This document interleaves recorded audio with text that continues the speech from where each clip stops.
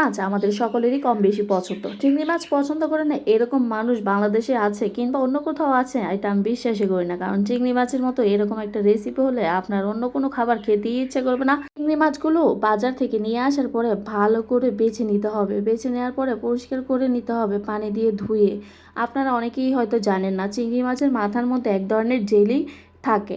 আপনারা অবশ্যই ভালো করে চেক করে নেবেন আপনাদের চিংড়ি মাছ বাজার থেকে নিয়ে আসলে ওই জেলি জাতীয় কিছু থাকে কিনা, তাহলে এটা অবশ্যই ফেলে দিবেন। চিংড়ি মাছগুলোকে ভালো করে পরিষ্কার করে হালকা একটু লবণ আর হলুদ মাখিয়ে তারপরে গরম তেলের মধ্যে অল্প আঁচে ভেজে নিতে হবে।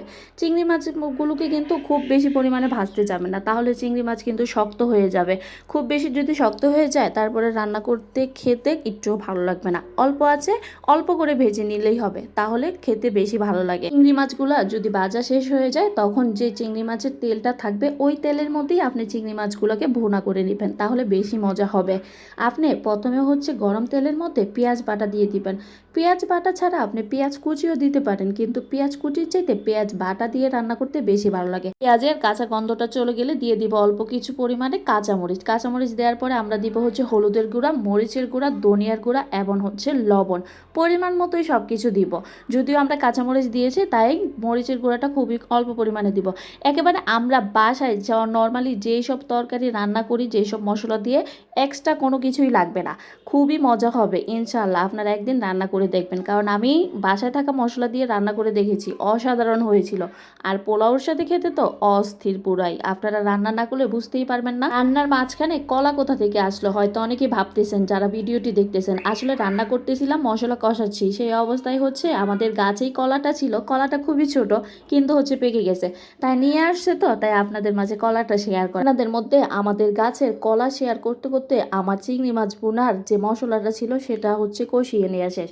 কষিয়ে একবার যখন তেলটা উপরে উঠে যাবে তখন ওইটার মধ্যে আমি গরম পানি দিয়ে দিয়েছি। মানে মশলার মধ্যে গরম পানি দিয়ে আমি চিংড়ি মাছগুলো দিয়ে নিয়েছি।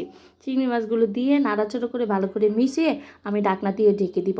চিংড়ি মাছগুলোকে কিন্তু খুব বেশিক্ষণ রান্না করতে হবে না, কারণ আমি চিংড়ি মাছগুলোকে হালকা ভেজে নিয়েছি না, তাতেই খুব বেশিক্ষণ রান্না করার দরকার নেই। যদি চিংড়ি মাছগুলো না ভেজে কাঁচা রান্না করতাম তাহলে হয়তো খুব বেশিক্ষণ রান্না করতে হতো। চিংড়ি মাছ দেখেন দেখতেই কত সুন্দর লাগতেছে। এই রেসিপি খেতে মজা হবে না আপনি কিভাবে ভাবলেন? আসলে আমাদের বাসায় আজকে মেহমান দাওয়াত করেছি, পাশাপাশি দেখেন গরুর মাংস রান্না হচ্ছে। তার জন্য গরুর মাংসের একটুখানি ভিডিও আপনাদের মাঝখানে শেয়ার করা। আসলে দেখেন আমার চিংড়ি মাছটা সুন্দর কালার, কত অস্থির একটা কালার। এইরকম রেসিপি দেখে একটু বোঝা যায় যে খেতে কতটা মজা হবে। আপনার কি মনে হচ্ছে যে আমার চিংড়ি মাছটা খেতে মজা হবে না?